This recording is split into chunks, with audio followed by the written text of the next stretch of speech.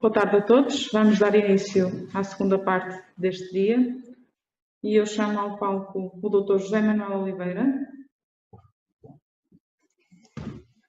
e a Célia Machado.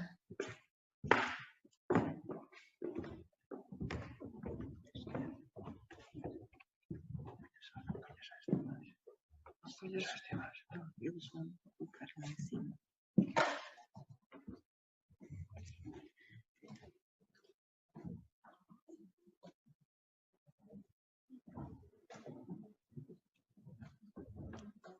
Mais uma vez,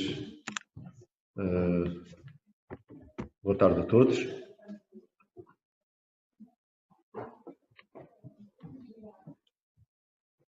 Depois de terem almoçado e terem fruído um belo repasto, não lhes podia cair em pior sorte uma hora do que para os fazer adormecer. Portanto, mas isto são as coisas camilianamente não estavam livres disto.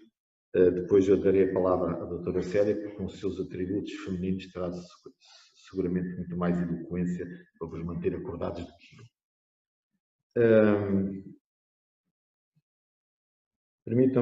Permitam-me que felicite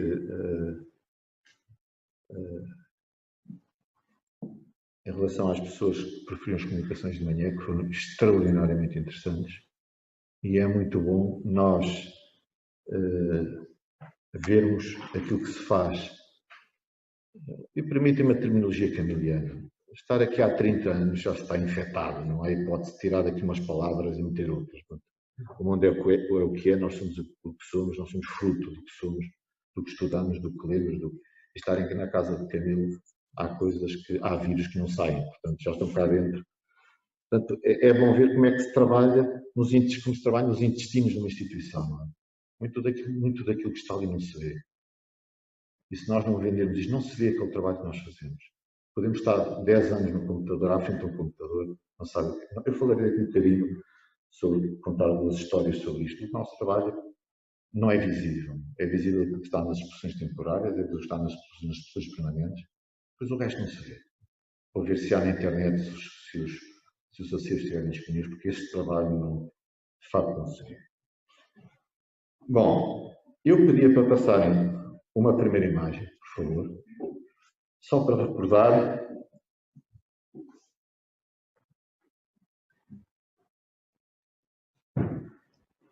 Eu fui ao baú informático à procura de algumas imagens e encontrei isto, a visita do ICOM a São Miguel de Ceia. O que está ali no meio, aquele alto é o Brad Pitt, que nos honrou com a sua presença neste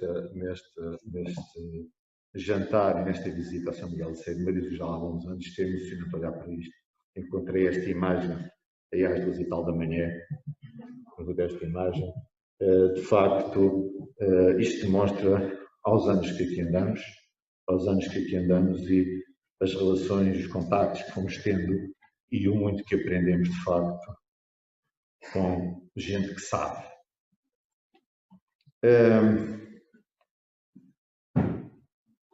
Podia passar para a imagem seguinte, por favor?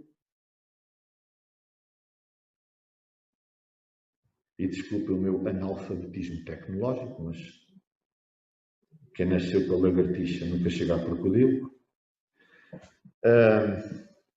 O título da nossa intervenção, da nossa dívida, doutora Célia, estou aqui apenas para fazer uma breve introdução a isto. O que é que aquilo Camilo está ali escrito com 2 letras quer dizer? Aproveitando uma frase que li há dias, em que diz: se não conseguires escrever, faz algo sobre o qual se possa escrever.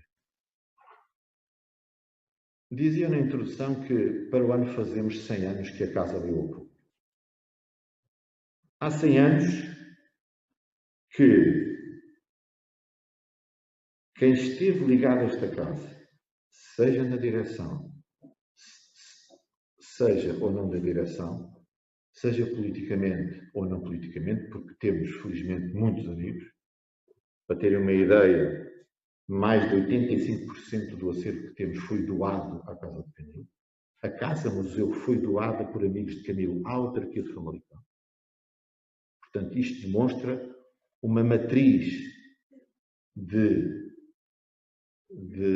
uma matriz genética de trabalho afetivo com o que se faz na casa. Ainda hoje continuamos a ter doações. Claro que de vez em quando temos que comprar assim umas coisas que nos levam o dinheiro todo, mas felizmente não é disso que nos queixamos e de muito poucas coisas nos podemos queixar. Eu conheço muito bem as realidades de casas de escritores, seja a nível nacional, seja através do caso de Espanha, por exemplo, através da ACANF, da Associação das Casas, Museus e Fundações de Escritores, que conhecem muito bem a realidade espanhola e francesa, por exemplo, alguma realidade inglesa e alemã. Ao longo destes 100 anos, se calhar todos nós, e se calhar na nossa vida todos os dias, estivemos tantas vezes simultaneamente no mesmo ponto de chegada e no mesmo ponto de partida. Eu darei alguns exemplos de como nesta casa se foi chegando a um ponto, desculpem a redundância, chegámos a um ponto de chegada, mas já estamos a partir. Eu dou 2 ou 3 exemplos. A casa ardeu em 1915. Foi reconstruída por 50 euros. A comissão só tinha 10 euros. Arranjou 40 de doações e abriu em 1921 ao público. Essa abertura é um ponto de chegada, mas é um ponto de partida também. No final da década de 40, o António Ferro vem a Famalicão e diz ao Presidente da Câmara: o senhor vai tentar a casa no interior todo abaixo, porque a casa ficou desfigurada, a casa não é exatamente a casa que nós, não vale a pena estar a mostrar imagens, portanto, não é necessário, facilmente se encontra no nosso site. A casa, o interior é todo deitado abaixo, é todo reconstruído e a água ao público em 58, mais ou menos como nós a vemos hoje, em 1958. Ao abrir ao público, é de facto um ponto de chegada, teve honras de Estado, teve cá o professor Marcelo Caetano, teve honras de Estado, e só não teve em 21 porque o Presidente da República estava doente, o General Almeida estava doente e depois veio naturalmente a falecer, como é a lei da vida. Em 78, a casa sofreu importantíssimas obras de restauro. Voltou novamente quando se reinaugurou, quando se reabriu ao público, perdão, foi o ponto de chegada e o ponto de partida. Em 1988 criou-se o Centro de Estudos Camilianos. A Universidade do Minho, a Universidade de Coimbra, a Universidade do Porto, a Universidade de Lisboa queriam constituir em cada uma dessas universidades um centro de estudos. Através do professor Noel Pinto Castro, do Alexandre Cabral, do Padre Mel Simões, o centro de estudos foi construído em Vila Nova de Famalicão. Tínhamos sede na Fundação Coutinho Miranda, depois transferimos para a Biblioteca Municipal. A criação do Centro de Estudos Camilianos é um salto enormíssimo na Casa do Camilo, mas é de facto um ponto de chegada, mas sobretudo um ponto de partida. Inauguramos este centro em 2005. Este centro constitui uma das maiores apostas europeias na casa do escritor. Temos alguns exemplos parecidos, mas de gestão autárquica, tão próximo, principalmente de uma casa onde o escritor viveu grande parte da sua vida e se veio a suicidar, passou grande parte, um terço da sua vida, escreveu grande parte da sua obra e se veio a suicidar, é um caso praticamente único na nossa literatura.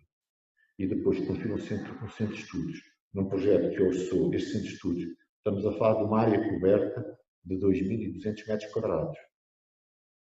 Nós só visitamos, podemos visitar uma parte.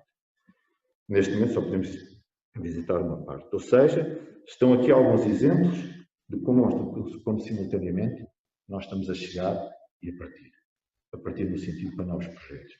Aquilo que a doutora Célia Silva vai falar é, em 2020, quando candidatamos ao Norte 2020 dois projetos que um para o infraestrutural e outro para o imaterial, que orçarão em cerca de 750 mil euros. Ou seja, isto constitui um ponto de chegada, mas normalmente um ponto de partida. E este ponto de partida é uma responsabilidade perante aquilo que nos é dado. Perante as apostas que são feitas, a Câmara de Vila Nova de Famalicão, tendo tantas apostas e tantas variedades culturais, quando decidiu candidatar-se há 4 anos ao Norte 2020, escolheu estes 2 projetos para a Casa de Caminho. A verdade é que devemos ter sido as poucas instituições a nível nacional que teve 2 projetos, no imaterial e no infraestrutural. E isto, de facto, para nós, é uma enormíssima responsabilidade, mas é um ponto de partida e um ponto de avanço.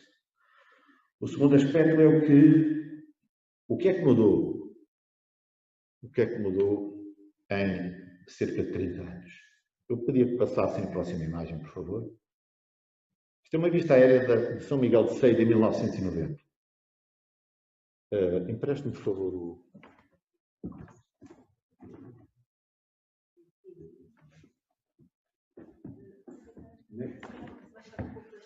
Miguel, se puder baixar um bocadinho aqui, por favor. Esta imagem aérea é raríssima. Sim, falar aqui, perdão.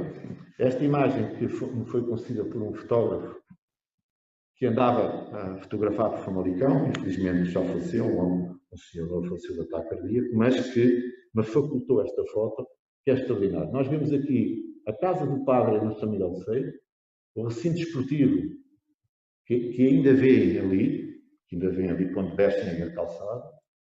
Aqui ainda era parte da quinta que foi transformada em pasto de estacionamento. Aqui um terreno livre, onde se irá construir o centro social com desenho do arquiteto Álvaro Cisa.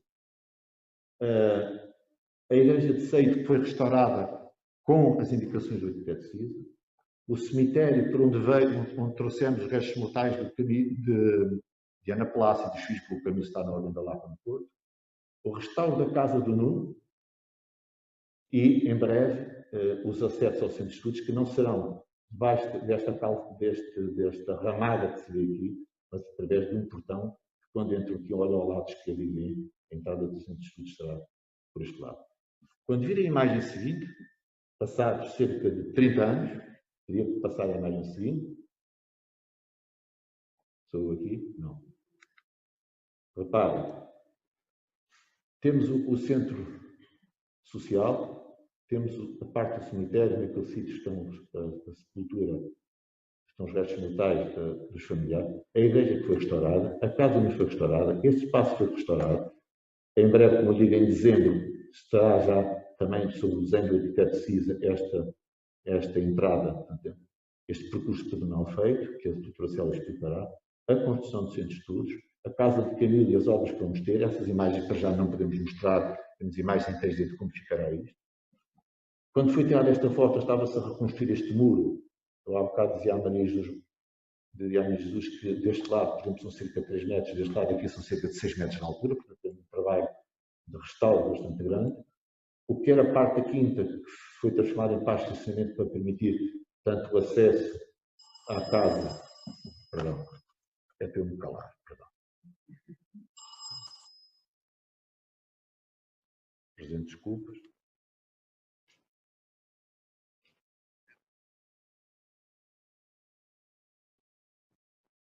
Deixa-me tirar o som, as minhas desculpas.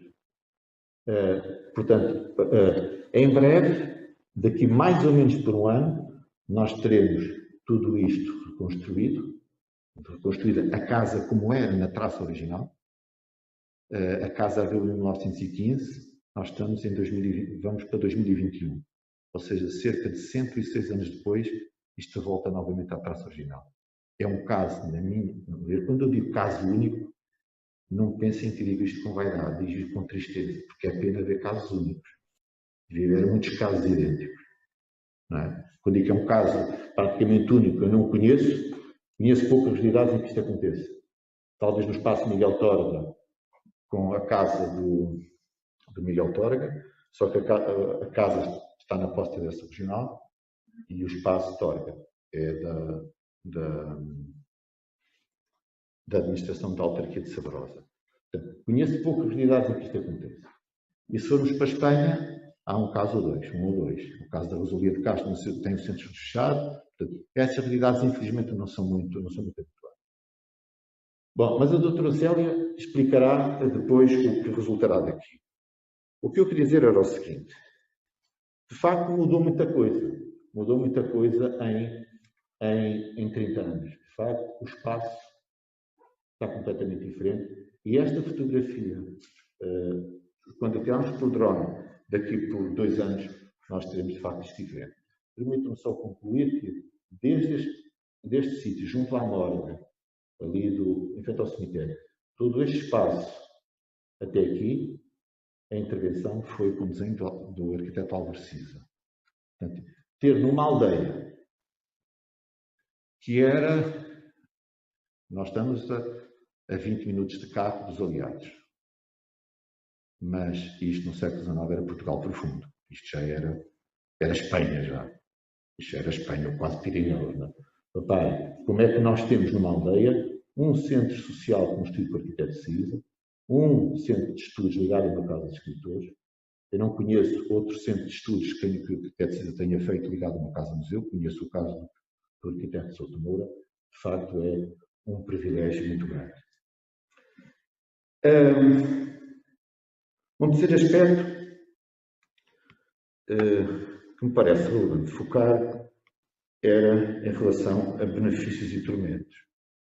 Venha quando ouvi as colegas, permitam-me que este trato assim, quando ouvi as colegas falarem, passando para o nosso caso, nós temos alguns benefícios. Alguns benefícios que são benefícios extraordinários. Por um lado, temos excelentes condições, seja profissionais. Nós somos um centro de estudos, temos uma casa-museu, são 2 realidades com objetivos diferentes, mas incididas no mesmo objetivo, promoção e divulgação da vida e obra de Camilo. Temos excelentes condições físicas, temos um quadro técnico que não é fácil de encontrar nos museus, ou seja, temos bibliotecário, temos arquivista, temos pessoas doutoradas nas coleções do museu, temos técnicos de museologia e de museografia, o que de facto dá uma entourage ao trabalho feito extremamente grande. Temos instalações verdadeiramente extraordinárias, e chega-se a um modo, permitam-me este desabafo, chegamos a alturas em que nos parece que não estamos a trabalhar num espaço interior, porque a quantidade de luz é tanta que por vezes pensamos que estamos a trabalhar lá dentro. De facto, este edifício tem condições verdadeiramente extraordinárias. E temos um benefício, que eu há bocado partilhava com um colega que trabalha nos coches. Nós somos uma torneira mal fechada. Ou seja, quer nós façamos trabalho de divulgação ou não, pingam sempre visitantes. Todos os dias chegam visitantes ao museu. Podemos não fazer nada deste lado, podemos não promover, podemos não aparecer nas televisões. Felizmente vamos passando com alguma regularidade, sobretudo na RTP, na RTP Internacional, documentários como grandes livros, casas com história, etc., ler mais e ler melhor, etc. Nós vamos passando, isso traz visitantes naturalmente, mas podemos não fazer atividades, mas os visitantes pingam sempre. Claro que há torneiras em que estão mais mal fechadas, porque pingam mais. Falava do Museu dos Coches. Pinga sempre gente. Espaços pinga sempre gente. Aqui vai pingando sempre gente. Isso é um grande benefício. É um grande benefício. Mas temos tormentos. E um dos tormentos, quando ouvia de manhã os colegas falarem de todo aquele trabalho hercúleo, eu costumo ter uma expressão, e apresento desculpas de me estar a repetir, nós somos moscas a roer ferro.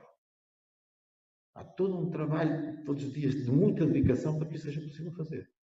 Estes depósitos não podem ser acondicionados se não houver muita dedicação, muito fervor, muito bom senso, muita informação, muita partilha de conhecimento.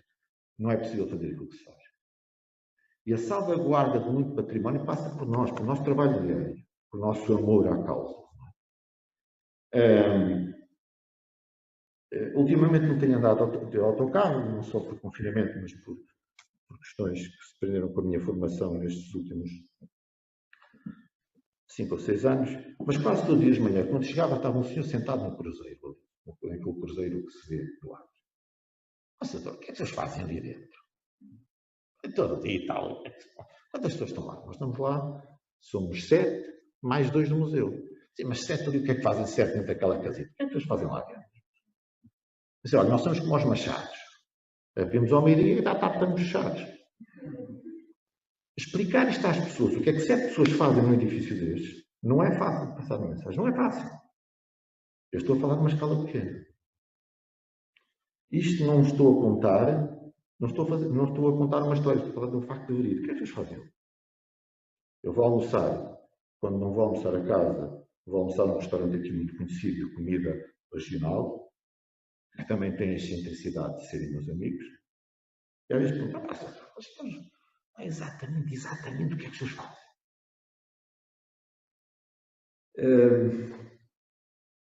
Eu sou muito amigo de um documentarista chamado Carlos Brandão Lucas, que fez muitas vezes, está aqui gente muito jovem, já não é do meu tempo, felizmente, que é gente nova, felizmente, não é? Não há assim velhadas como eu, que fazia aqueles documentários do Totolola e do Totoloto, e fez aquele documentário de 4 episódios, 4 ou 5, sobre a grande viagem Vasco da Madeira. E ele foi filmar a Cabo Verde.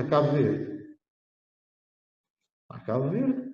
Então ficou instalado numa pensão, numa pensãozinha e tal, inventaria um café, e todos os dias que saía, de manhã saía, depois vinha ao meio de almoçar, e de manhã, e ao meio da manhã vinha o cameraman carregar as baterias, aquelas coisas todas, não é? As mesmas pessoas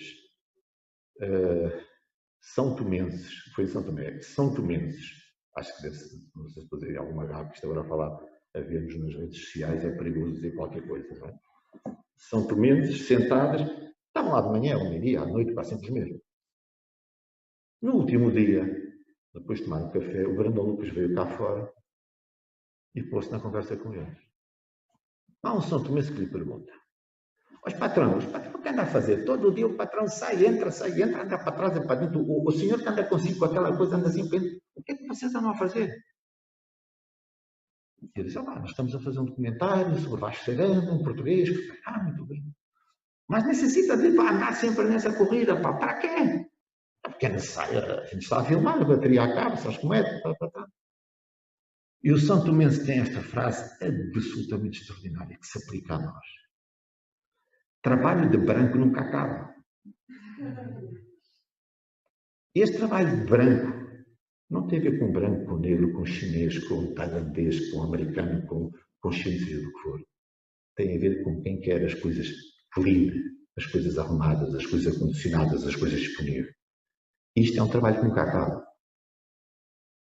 Quando se diz trabalho de branco, não é o branco, não tem a ver com isto. Esqueço essas coisas, para mim, isso ainda por cima, eu sou moçambicano. Nasci em Lourenço Marques, tive muito gosto. Eu sou moçambicano. Tenho todo o aspecto, não tenho o aspecto, mas sou moçambicano. Mas tem a ver com o trabalho que em todo o mundo, desta dedicação quase, é sacerdotal, não há esta umbilical àquilo que nós fazemos. Isso só avança se for assim.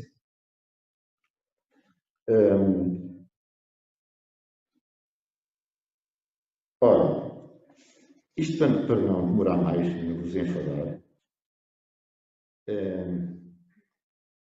porque é que 2020, neste momento que nós estamos agora, os projetos aprovados há cerca de um mês, com o Centro de Estudos feito, com a Casa Museu praticamente aqui inteira meia restaurada, a casa precisa de algumas intervenções, porque a última intervenção foi em 2005.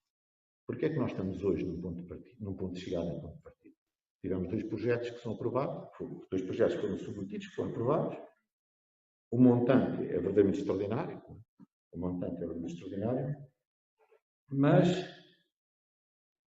há vários anos que se pensou, não pôde ser em 1915, não pode ser em 16, não pode ser em 17, em restaurar a casa à sua traça original. Pensou-se nisso. Andou-se ali, pensou, mas não havia esta coisa tão simples que se traduz, não havia. Oxigenação financeira, que é assim mais bonito, oxigenação financeira.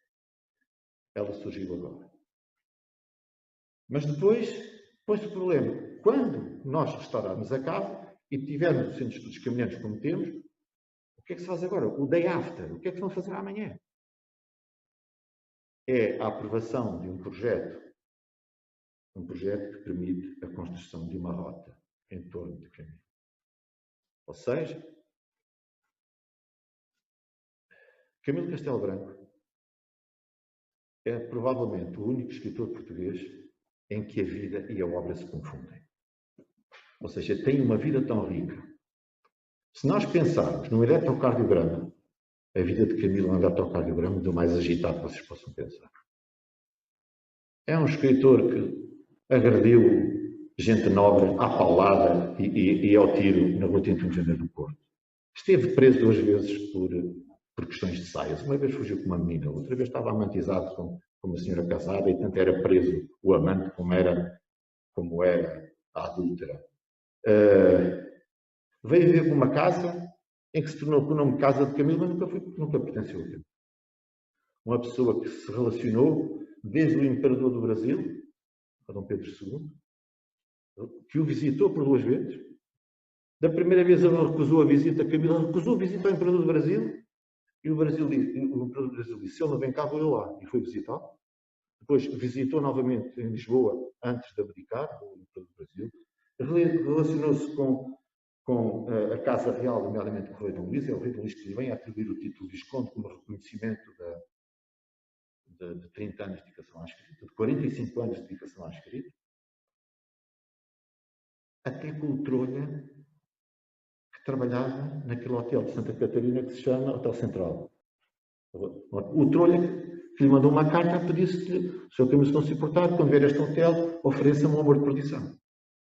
Desde o Trolha, desde as pessoas que estavam no Café do Gato em Famalicão, quando conversavam, os vendedores de gato, etc., vendedores de gado, até ao Imperador do Brasil ou ao Rei Português, que não teve um leque de relacionamentos verdadeiramente extraordinário. É esse leque de relacionamentos que lhe vai proporcionar um tipo de criação literária baseada na realidade, nas experiências que ele teve. E se nós pensarmos que Portugal camiliano, independentemente das personagens andarem por Macau, por Moçambique, por Angola, por Timor, por Inglaterra, por Chile, pelo Canadá, pela América, etc., o Portugal de Camilo não sai de um triângulo entre Vigo, Lisboa e Lamego ou Bragança. Praticamente o Camilo nunca saiu daqui. Mas é no norte português, seja das margens do Atlântico às fronteiras de Trás-os-Montes com Espanha, seja das margens da margem direita do Rio Douro até à margem esquerda do Rio Minho, vai ser neste espaço entre mim e Trás-os-Montes que Camilo vai escrever a maior parte da sua obra. E são as pessoas que ele conheceu, os lugares de que falou, as festas que referenciou, o trajar, a comida, etc. Toda esta panóplia de vivências, de romarias, Nossa Senhora de Antibes, São Bartolomeu de Cavês, etc. Nossa Senhora de Antibes em Faro, São Bartolomeu de Cavês, não em Esposente, mas em Cavês, em Ribeira Pena, aliás, onde já estivemos com a Isabel Fernandes. Camilo deixa um testemunho do seu tempo, um registro do seu tempo, que são verdadeiras crónicas oitocentistas. E essas crónicas têm um potencial de promoção turística verdadeiramente extraordinário. Porque nós pegamos, por exemplo, numa obra como o Demónio do Ouro e chegamos à Póvoa de Linhoso, ele fala daquela região toda. Nós pegamos o Amor de Perdição, ele termina na Foz do Douro. Ainda hoje o convento, onde praticamente termina o Amor de Perdição, no convento de Monchique, foi transformado há dias num hotel. Ou seja, eu estou a dar 2 ou 3 exemplos de uma vastidão de realidades da vida dele e da obra dele que podem ser transformadas em produtos de interesse turístico. Ora, é exatamente aqui que nós chegamos e pensamos o que é que nós podemos fazer. Ou seja, se nós temos a obra que fala de toda esta região, muito desta região, se nós temos a vida dele extraordinariamente acidentada, por que não pegar na vida e da obra e fazer disto um produto de interesse turístico? Ou seja, chegou à fase em que nós temos as estruturas todas montadas, continuamos a trabalhar os nossos intestinos, é evidente, porque o Centro de Estudos Caminhantes só existe se houver investigação. Não tem cabimento de existir o Centro de Estudos se não houver investigação. Portanto, as nossas reservas, o nosso acervo, que deve orçar em cerca de entre 25 a 30 mil peças de bens culturais, de escultura, pintura, até temos um dente de Camilo, Temos um dente de Camilo que alguém guardou, não sei se é dele ou não é, mas claro que não mostramos, mas só para terem uma ideia, é uma coleção, tem tudo, coleção escrita, uma caixa de fósforo, uma caixa de bolachas, uma fatiota dele, à cartola, etc., aos óculos, às lunetas. Há umas lunetas que o Pedro Abrunhosa me disse, Manuel, eu quero reproduzir para mim uns óculos também. Ou seja, nós temos uma coleção relacionada com um escritor que abarca tudo, praticamente. Só não temos sapatos, temos Ana Blázio. Ou seja, como é que nós pegamos na vida e na obra e conseguimos transformar isto num produto de interesse turístico? É, no fundo, chegar a um patamar em que, tendo o centro e tendo a casa, desculpem repetir-me, nós temos de sair daqui para, tal como, é o que dizia a Maria Jesus, tal como na estafeta, por 400 metros, por uma estafeta passa ao outro o testemunho para seguir, como é que nós podemos atrair em Vila Nova de Famalicão turistas chineses, à tradução chinesa de uma posição, como é que trazemos aqui alemães, como é que trazemos aqui ingleses, como é que nós conseguimos, através de operadores turísticos, trazer essa gente cá para dentro. Infectá-los, contaminá-los. É este trabalho que, no fundo, independentemente de tudo o que fazemos, é passarmos para outro patamar, de facto, de trabalho que é extremamente exigente, que exige muitíssima dedicação e que seguramente temos equipa para isso e temos gente para trabalhar. Eu acho que, desculpem este meu excesso. Doutora Célia, passo a palavra. Doutora Célia falará dos projetos. Penso que dará uma ideia precisa, de facto, do que nos próximos anos, sendo que, independentemente disto, nós temos em 2025 o bicentenário do nascimento de Camilo. Portanto, por cima disto, haverá outra carga de trabalho, que é, de facto, as comemorações do bicentenário de Camilo Castelo Branco. Até já e obrigado.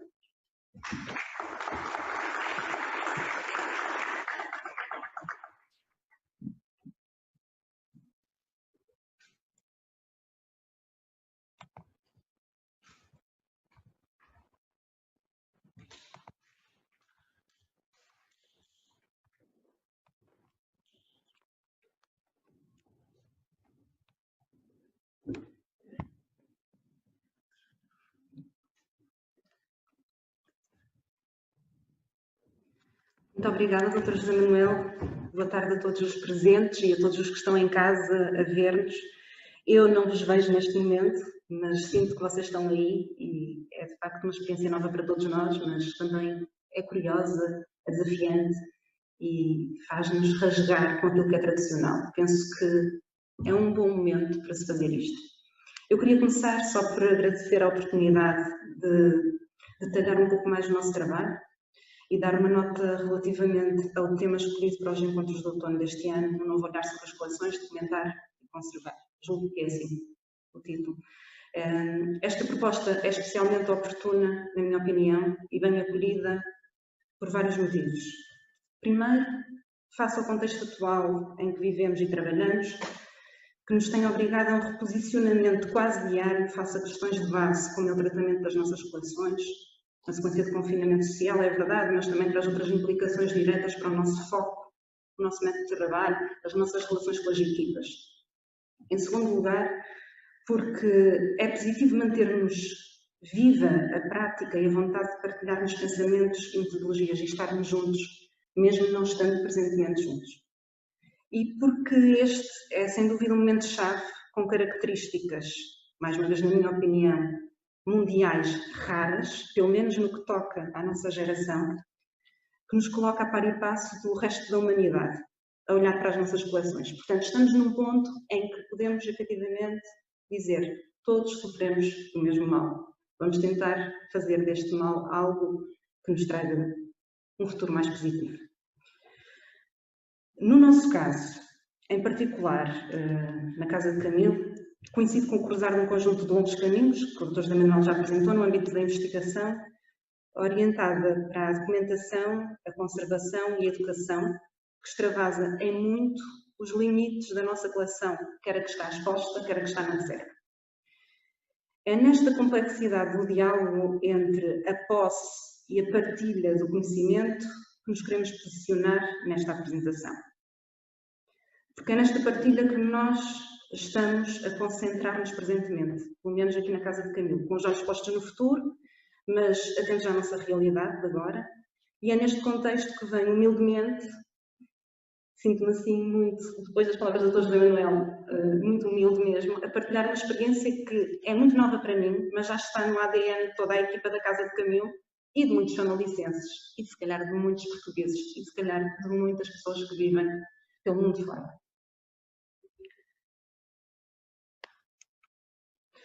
Ora, nós tivemos a oportunidade e a sorte de trabalhar num município, Vila Nova de Famalicão, que tem como prioridade estratégica a promoção do acesso à cultura. Ora, se isso não é uma raridade, o que será? Portanto, já em si só um privilégio. Neste contexto, o município tem vindo a preocupar-se com a modernização dos seus ativos culturais e, claro, dos museus sob a sua tutela.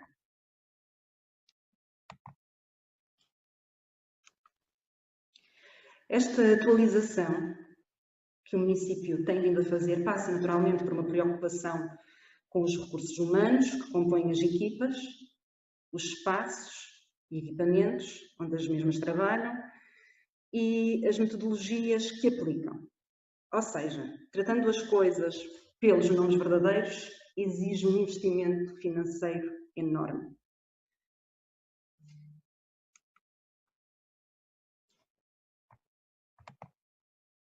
Em colaboração, então, com a Casa de Camilo, Museu Centro de Estudos, naturalmente, e fruto de um trabalho de longa data, que o Dr. José Manuel muito sinteticamente apresentou, o município, então, tomou a iniciativa de liderar a estruturação de um projeto turístico-cultural, de cariz literário, ao qual se chama, neste momento, ainda e inicialmente, encontrou-se este título para designar e para caracterizar esta iniciativa Rota Camilo.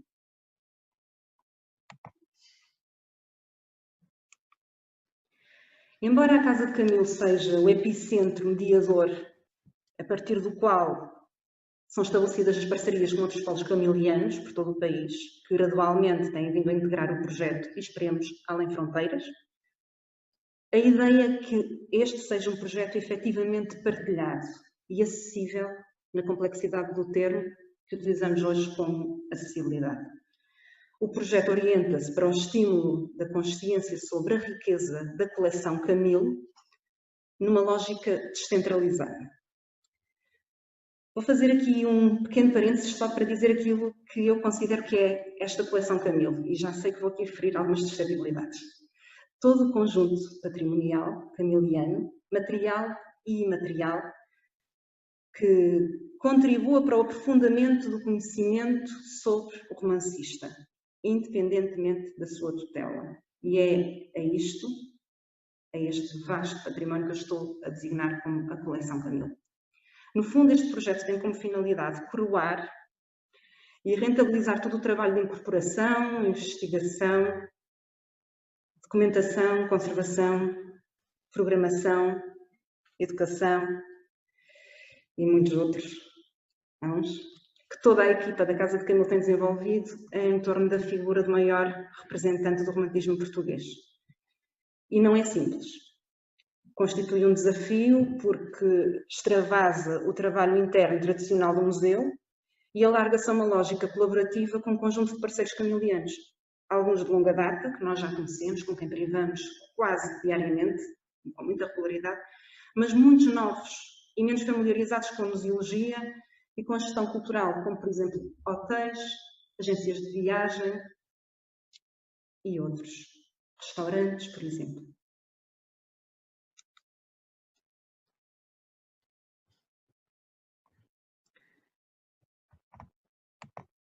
Este trabalho colaborativo promove um olhar mais livre sobre o próprio conceito de coleção. Uma coleção que é plurinucleada, tem múltiplas proveniências, características e dimensões de conhecimento, mas tem um denominador comum. E esse denominador é Camilo Castelo Branco. Em todo o caso, este é um tema quente. Eu sei que tudo o que tem a ver com designações o é. Esta terminologia, coleção, acervo, objeto, eu reservo-me qualquer comentário nesta apresentação.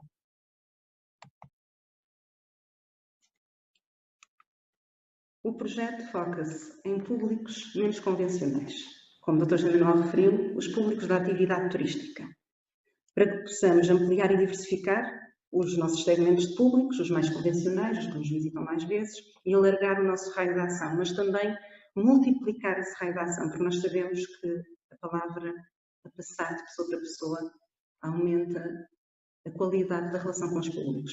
Temos consciência de que estes turistas de que falamos não são tradicional sol e praia, digamos assim. Será um nicho muito interessado em literatura ou que procurem experiências interdisciplinares culturais. E achamos que podemos oferecer essas experiências e que podemos atrair esse público. Mas este é um namoro que se começa à distância e lentamente, e esperamos cativar estes novos públicos ano após ano. Não se trata de limitar uma coleção cronológica, não é algo que nós queiramos que comece com uma determinada data, no sítio onde Camilo nasceu, ou unidirecional, de norte para sul, de sul para norte, do litoral para o interior. Este conceito de rota, na verdade, é mais um conceito de rede. É uma espécie de mapa conceptual nacional em que queremos relacionar os principais ativos camilianos já estudados da coleção para a criação de experiências turístico-culturais.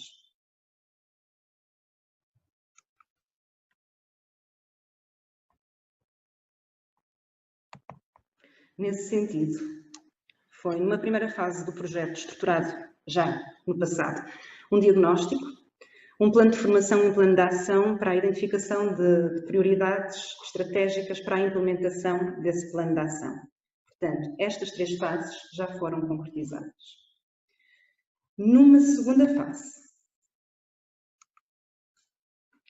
foram estruturadas 3 candidaturas, 2 o Dr. José Manuel, inclusivamente, já anunciou, mas há uma terceira que engloba outras ações também, apoios financeiros, concretamente orientadas para dar resposta às prioridades estratégicas que tinham sido detalhadas naqueles períodos que vos falei, do diagnóstico, da formação e do plano de ação.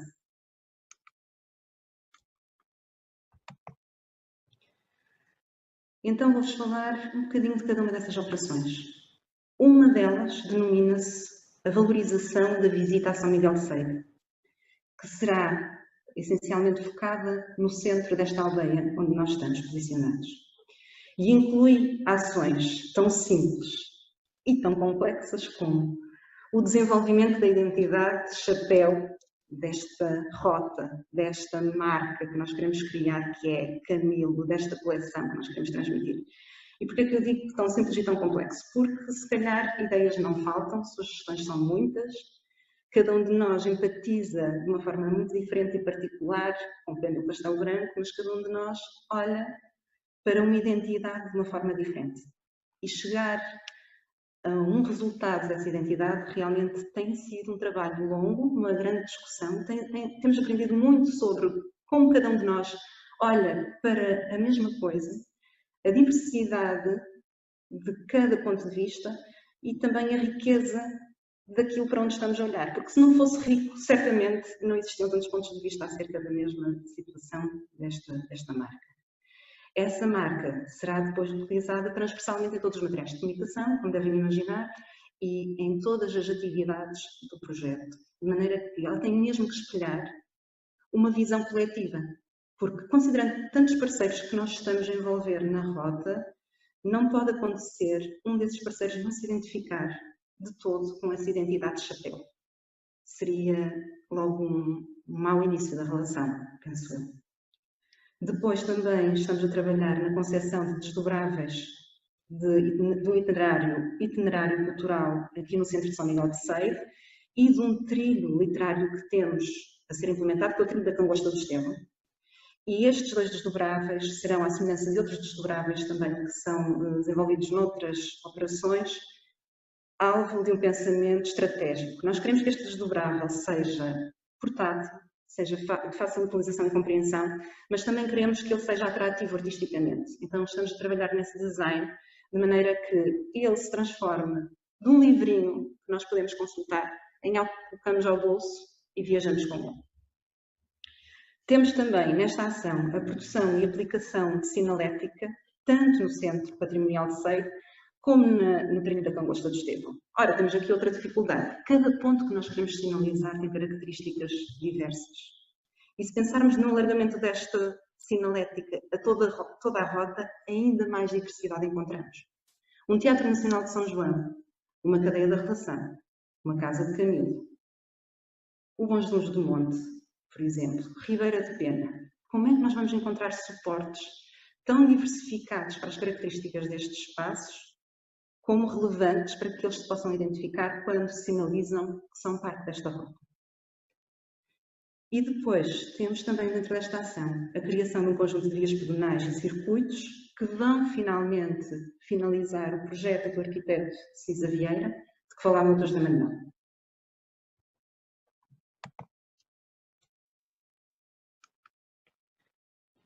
A outra operação que nós temos neste momento a decorrer intitula-se Rota Camilo, Qualificação e Divulgação Territorial.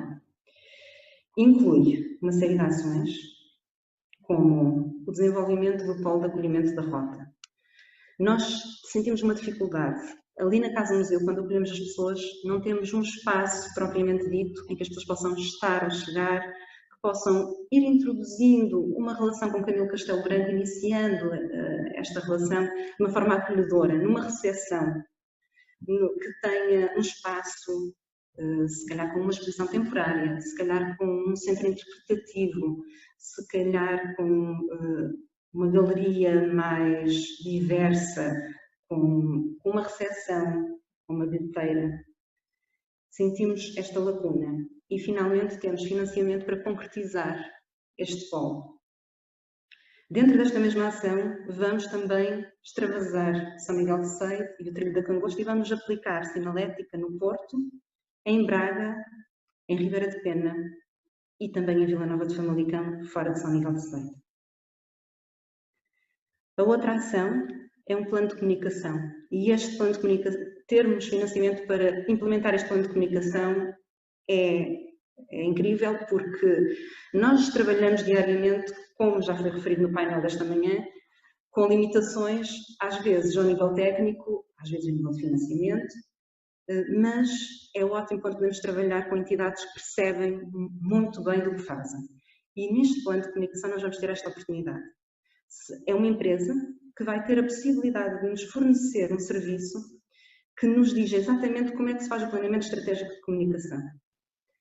Vai conceber e desenhar toda a programação de um website, que vai ser um website que espelha a rota, não é um website que espelha a atividade da Casa de Camilo, porque nós queremos que todos os participantes da rota estejam ao mesmo nível e possam sentir-se numa rede de partilha e não numa relação hierárquica.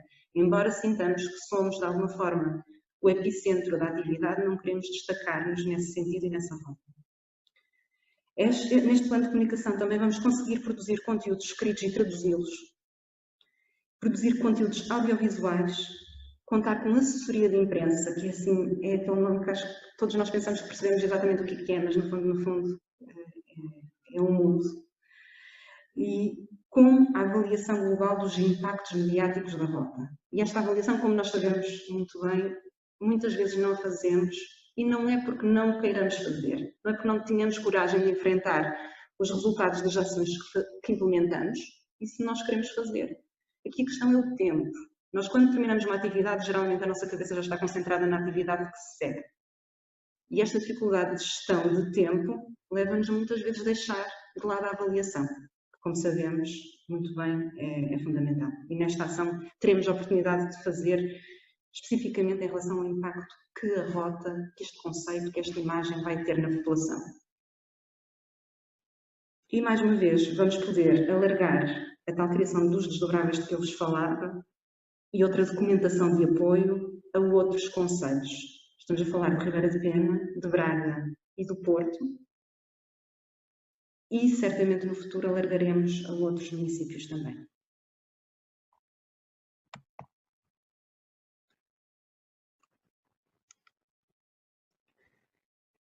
Finalmente, a última operação que vos vou falar é de teor infraestrutural e designa-se Valorização da Casa Museu e do Cemitério da Lapa.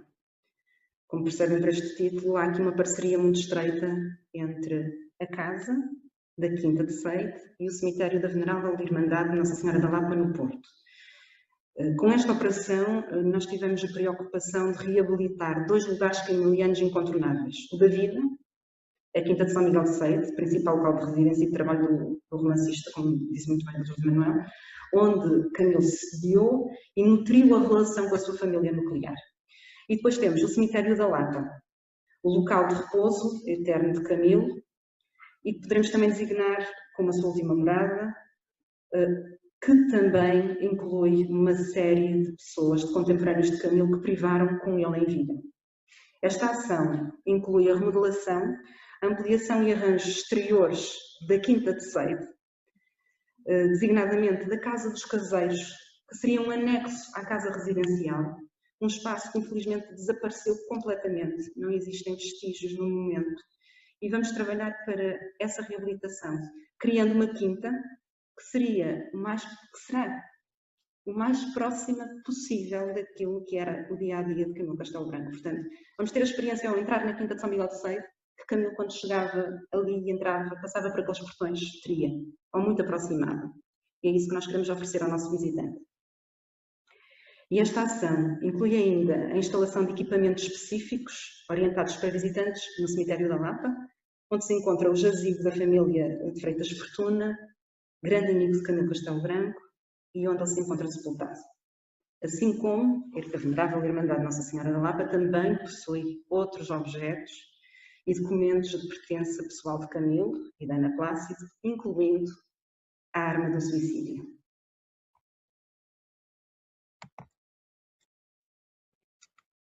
Estou mesmo a terminar. Nas operações, então, de que vos falei, de caráter imaterial, nós preocupamos aqui na Casa de Camilo com a metodologia para valorizar e colocar em relação os lugares camilianos do norte do país, nesta fase pelo menos, mapeando, sinalizando e documentando o conhecimento, proporcionando um incentivo à construção de experiências culturais e turísticas de teor camiliano e em rede, sintetizando aquilo que vos fui falando. Estas ações proporcionam um aumento exponencial do conhecimento em torno da coleção Camilo, a tal coleção que eu digo assim. Já as ações de caráter material vêm dar solidez e vêm dar condições de conforto ao visitante, uma experiência mais aproximada daquela que Camilo viveu, como por exemplo chegar à Quinta, quando residiu em Seide, e ao mesmo tempo garantir a recuperação de património edificado que desapareceu.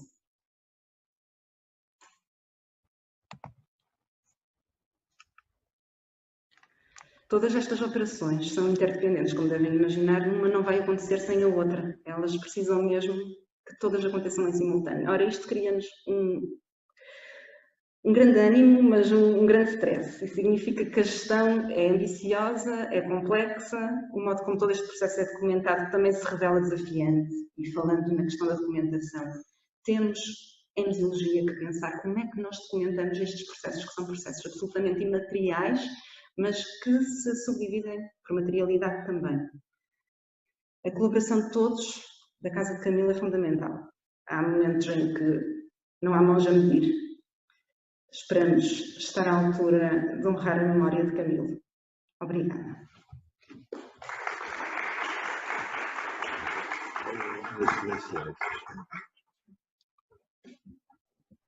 Pronto, para vos poupar, permitam-me só. Ponha na segunda imagem, por favor. A opinião de Camilo sobre isto. Deixa estar na outra. Nota aqui. Nos últimos 5 anos da vida, a casa de Camilo é aqui. Nos últimos 5 anos da vida, Camilo, em vez de viver aqui na sua casa, foi viver para esta casa, em que tinha umas águas furtadas.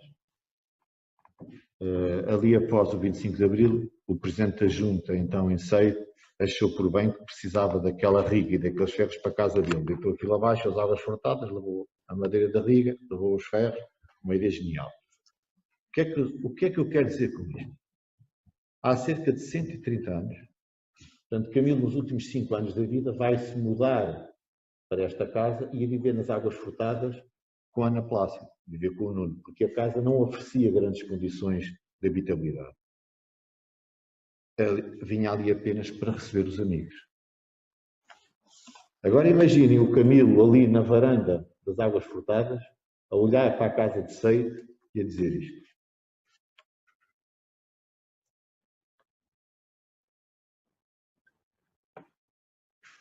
Agora perdi-me.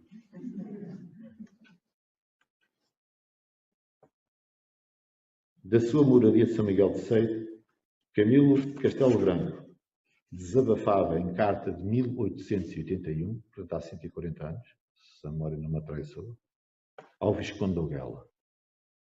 Aqui tens os contentamentos desta casa, onde em breve passará o vandalismo da morte, e envolvidos 10 anos, isto estará ermo como um chavascal, porque me persuado que nenhum dos meus filhos ficará aqui.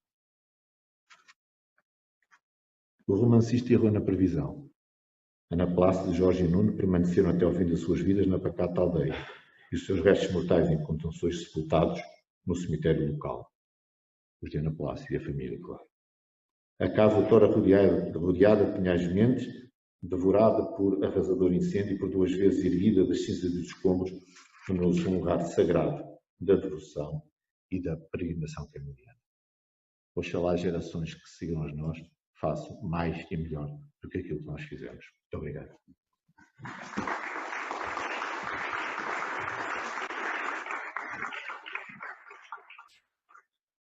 Nós temos agora, antes de passarmos para a próxima etapa do programa, uma breve apresentação de...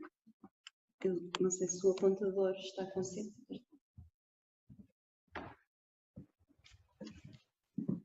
Um vídeo de um artista que vive neste momento em Vila Nova de Famalicão, mas que nasceu na Escócia.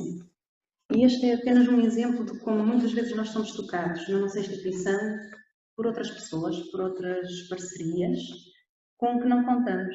E é surpreendente, é bonito e acho que é feliz quando encontramos uma imagem da casa de Camilo, num documentário, ou ao caso, alguém fala que no Castelo Branco, num programa de discussão, e que o tema não tem rigorosamente nada a ver, mas de repente somos surpreendidos com essa menção. Este músico escocês chama-se Sandy Kilpatrick, reside em Famalicão desde 2001 e tem integrado diversos grupos musicais e prepara-se para lançar o seu primeiro livro.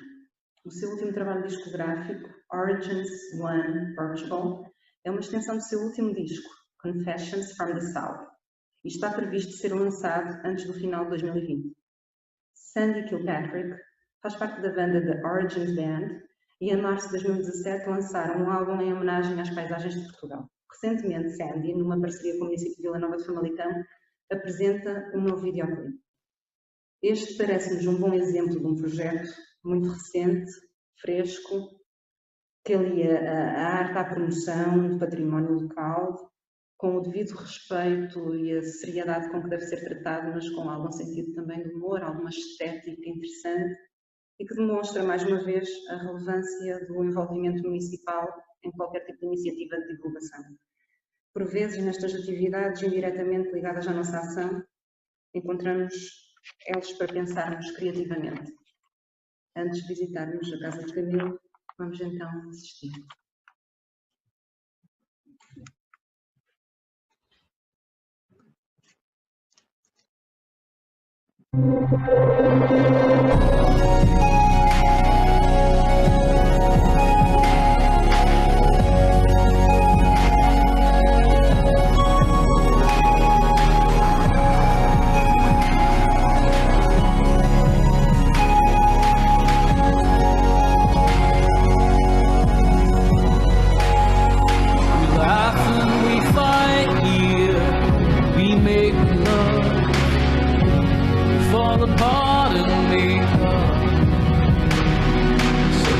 Filled with troubles and struggles, I know you don't need to go it alone.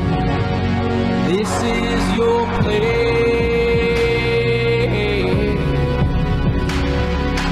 This is the place we call. This is your place.